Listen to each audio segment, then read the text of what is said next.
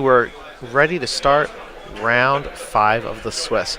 So we've got Kelly Davies, Kelly Davies versus Vallee H. So they're gonna roll to decide who goes first, and it comes up exclamation mark, and so looks like Kelly's gonna begin.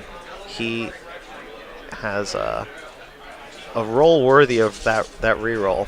Okay, so buys a Black Widow, has 2 energy ready to Professor X ramp up. How perfect that we have the 2 cards he just used on camera right now. So Vallee also buys a Black Widow die. She has 2 fists, a mask, and a wild. If she had another mask, it would have been very good for her to try and go and get a beast die on the play, on the draw here. It appears someone has...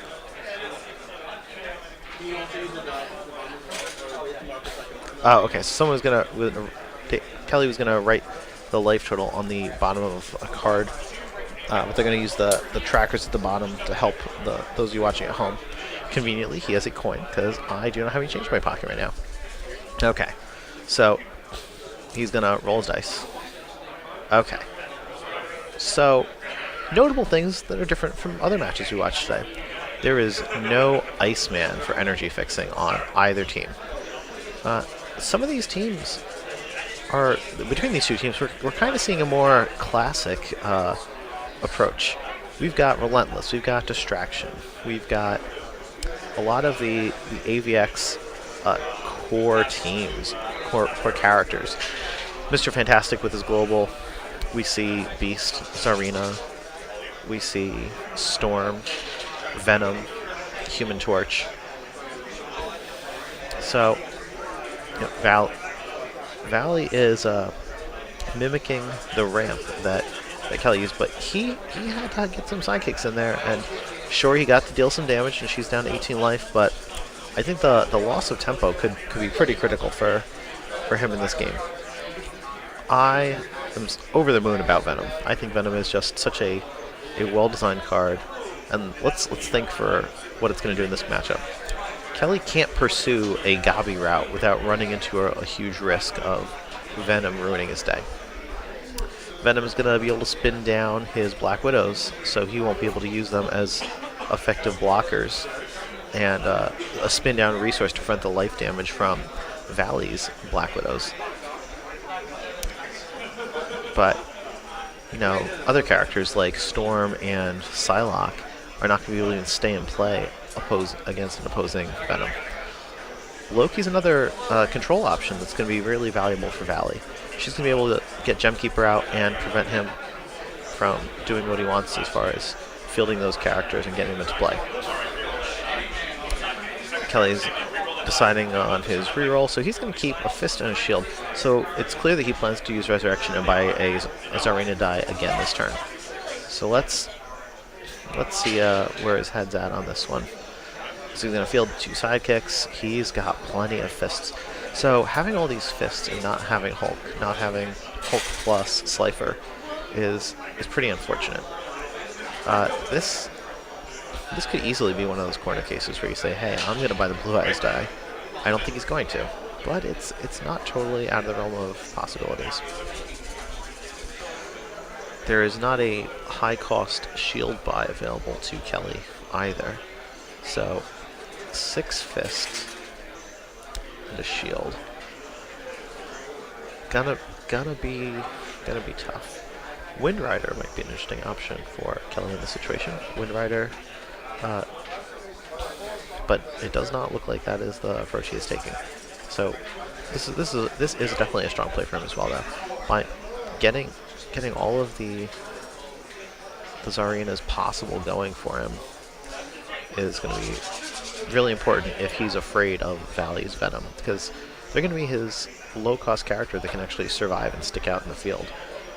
Granted, with Mr. Fantastic's global, she can just force them to crash into her beast. She's pointing out the Professor X global, so we're sure what happened, which is perfect. Okay, so buys a Green Goblin die. It does not attack with the sidekicks because it's clear that he wants to go the Green Goblin route. So Vallee gets a bunch of dice. Roll them. Okay, so many of the dice are getting real. So she's keeping one bolt. Good indication that she is going to buy another Human Torch die by keeping that one bolt, because there's no global available right now that's going to utilize that bolt. Both players have brought distraction. Neither player has brought Jim Keller tonight. This could mean that the game actually slows down a lot, despite the amount of direct damage that is present. So Vallee's two characters knock out Kelly's two sidekicks because of the Human Torch's while active ability. Kelly takes 2 off that exchange. So he's now got no characters for his Gabi to take advantage of. And he takes 4 off of the Black Widow attack between her ability and combat damage. So Kelly's down to 14, but he's got a lot of good dice in his bag. He's going to be rolling a lot of dice this turn. He's by no means out of the game. So he's got to re-roll dice and get some characters going for him. He keeps question marks, keeps his masks in order to maintain his ramp, but he misses. So he misses the Gabi, and it's unfortunate to miss such a large body. But in terms of missing the damage, there is none because he doesn't have any sidekicks, and we know that if he had sidekicks without the Gabi working for him anyway, Vallee would just obliterate them as she fields all these cheap characters, and Human Torch goes and burns them. We saw an interesting team with kobolds that took advantage of Human Torch yesterday. I believe someone was nicknaming it Human Swarm, and I think that's one of those teams to watch for the future. It might not be at the top tables today, but it did qualify, and there's a very good chance that in the future there's one more Swarm card printed, or there's one more effect that bumps it just over the edge.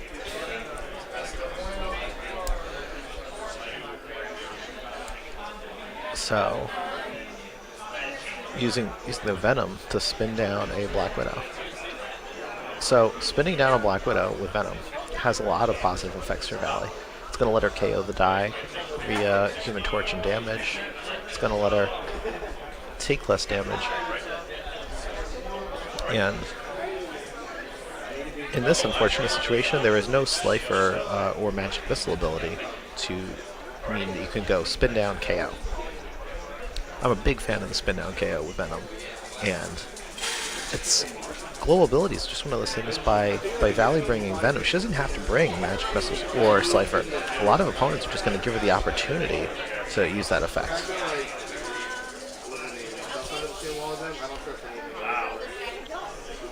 Some players are self-conscious about being on camera, and I'm really just glad that both of these players are positive and happy to be here. Worth noting is that both of these players are actually 3-1. So one of them has a chance of missing the top 8 cut when they lose this game. We didn't want to just show everyone yet another game of the High Hopes team that Dave is running, despite the fact that he's having a really, really strong run with that team. Okay, so this is really has all the makings of a lackluster turn for Vallee, because she's gonna get a bunch of sidekicks and she's gonna do some burn damage, but ultimately she's not fielding any significant characters. So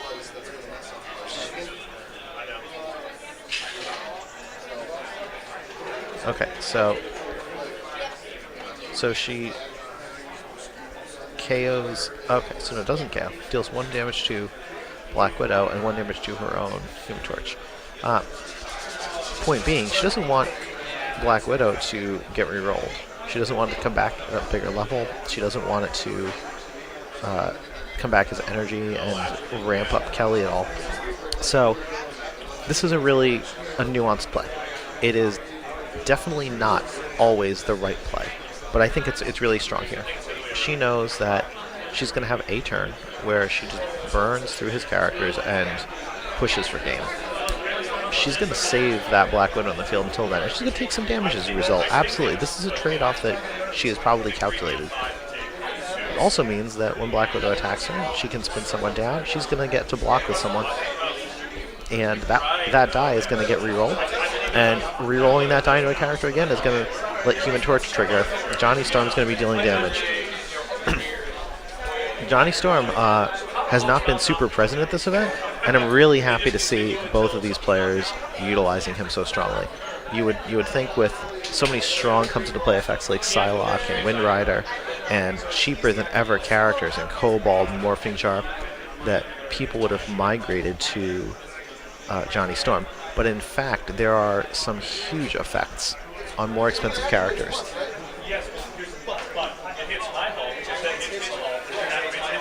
Oh, so at table 2, there's a Hulk fist fight that Hulk damages Hulk. Both are Green Goliath Hulks, and when one damages the other, they go back and forth until someone is KO'd. Potentially both of them.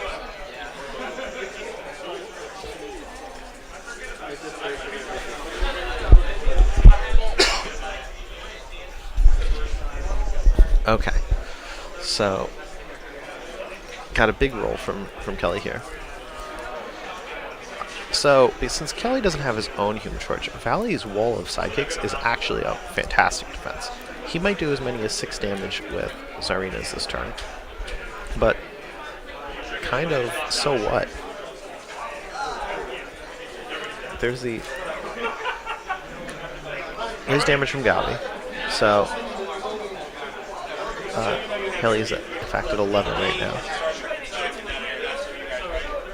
So 6 damage from Zarina's will bring her down to 5. Can 5 damage go through is what Kelly's trying to figure out. There's an opportunity here for Kelly to make it through, I think. He's going to do the math here. And so he's targeting 2 characters with not distraction, relentless. And he's pushing for a game.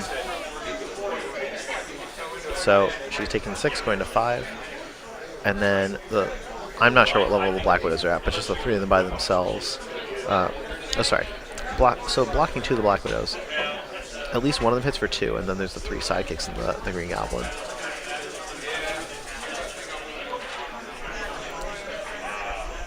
So there's so few women in gaming, and we're really happy to see that there's some women choosing to play Dice Masters, and that Vallee has had such a good run at this event.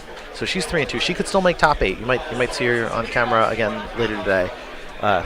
Kelly will be in the top 8, and he's excited. He's having a great time this weekend, and so we're really happy to get to see some more of his play in the top 8. Top 8's going to be best of 3. It's going to be 50 minutes. And so I'm gonna try and see if I can get talk to both of these players, because we're gonna have some time before the next round.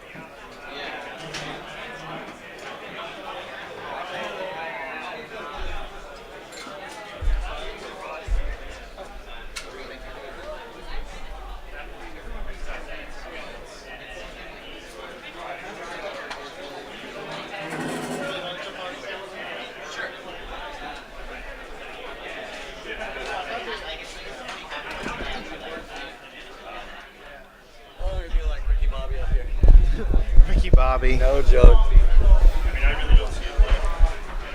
Okay, so we're here with Kelly. Congrats on making it into the top 8. You're 4-1. You're locked in to be part of the top 8 players here. So, what are your thoughts on that last game? It was just I bought way too many dice, but thankfully I had enough extra energy that I could PXG out my bag. So even though I had dice in my bag, I still had all characters. So. Right, you had all characters. I mean, each of those Black Widow dice is cruising for about 4 damage a turn for the most part. So I think that's really critical. So were there plays on Vallee's part that you were concerned about, that you thought, oh, this is what's going to trip me up? I was actually worried about her just walling up with really, really cheap stuff, and then I was going to have to use all of my energy to get around it. Yeah, I think her initial roll was a little bit unfortunate because it was 2 fists, a mask, and a wild. And so she's pretty much forced to keep it, because rolling a sidekick is just so detrimental when there's not the energy fix from Blue Eyes available. And then what does she do with it? It's, oh, I'm going to buy a Tsarina, and then I'm gonna ramp up. Buying a beast is really what's better, but you can't risk not having the good buy. I actually expected her to buy a Gabi just because it was a big body to put out there. Who cares? You're going to be stuck with extra energy, but also we both forgot on a turn or two that I even had Resurrection. So she would have been able to resurrect NPXG on the first turn. Both of us completely forgot about it. That's why I moved my dice out of the way halfway through the game, because we forgot it was there. No, for sure. I think resurrecting and plus PXG is better than double PXG. Yes. Eternal, yeah. So, are there any teams that you've seen that you think, oh, that's going to be in the top 8, and I'm concerned about it? Anything with Hulk? Yeah. Hulk is definitely the star this whole weekend. Hulk is Green Goliath is pretty jolly for a lot of people this weekend, and I think your team in particular has some issues with him. Well, that's why I brought Puzzle.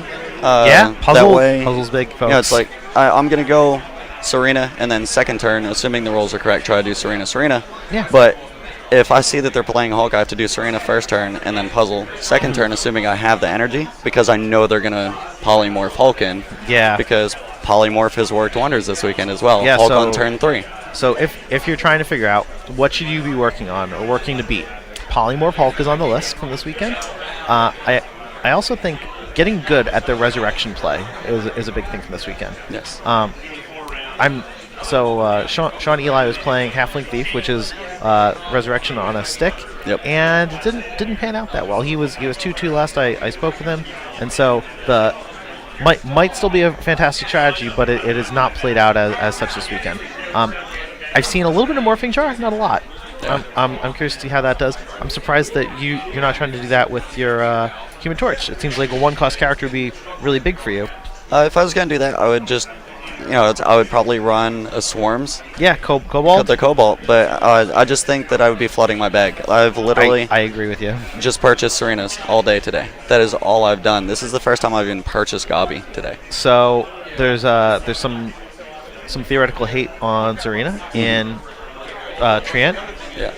But no one's doing it. No one's playing it because everyone just says, well, I'd rather play Zarina, I think. Exactly. And then there's some theoretical hate in Constantine, and I think that might be a little bit different. That might shake things up. We'll see. But have you gotten a chance to play Rainbow Draft yet this weekend? Oh, yes. 3 times. 3 times. Did you win one? I won 2. You won 2 of them. Yes. Congratulations. So what were some of the cool things you noticed about Rainbow Drafting with DC? Because people watching this probably haven't done that yet. Fielding costs are ridiculous. Like higher or low? Yes, they're way higher. Okay. So it's great because I think that was somewhat of a way to mitigate PXG. Where it's Cool. like you can't get rid of it because there's no ban.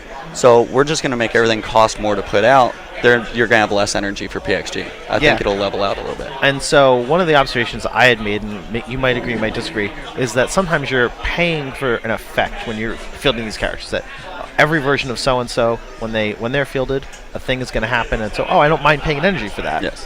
Yeah. I also think that a lot of the bodies from DC are a little bit bigger than their Marvel counterparts so far. So you're getting the value of what you're paying for.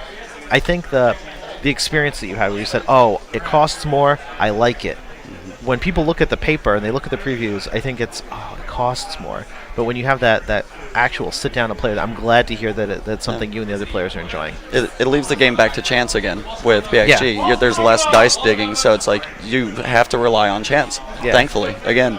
Yeah, mitigating the options is definitely going to be important, and figuring out, this was likely to happen, better go for it.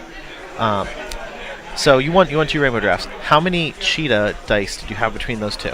0. 0. I Okay, so cheetah drafted was a huge bomb for a lot of other people. What did you do instead? I drafted all bolts and took Firestorm. Okay, so Firestorm's enormous. Did you feel like you had energy problems in the early game? Like Yes, okay. definitely. I had to stabilize for sure. Yeah. There's no way I could aggro out. Yeah. So that interesting that such a different strategy works in Rainbow Draft that doesn't really work in Constructed. And I think that's something that's a little brain warping for people because if you're not playing a bunch of Rainbow Drafts, you're never going to discover this. I'm looking forward to polymorphing Firestorm with Human Torch. I'm really looking forward to that because then you're dealing 3 damage to them. I just got a snarky comment from Charlie, but I have headphones on, so I really don't know what he said. But he was self-satisfied. He said something rabble, rabble, rabble. Yeah, basically one of those. But we've got a lot of great players here having a good time this weekend. So I don't believe I've asked you this yet, Kelly. What's the one thing you would want to tell people who are getting ready for an event like this? They haven't been to a WizKids Open, they haven't been to a national championships yet, but they're interested in coming out to play. What's your advice to them? Don't care. Have fun. I am literally the loudest person in this room at any given point in time. And regardless of how I did horrible yesterday. I barely skirted into this. And I was all stressed out all day. I came in today, don't even care. So, I made it here. That's a good time.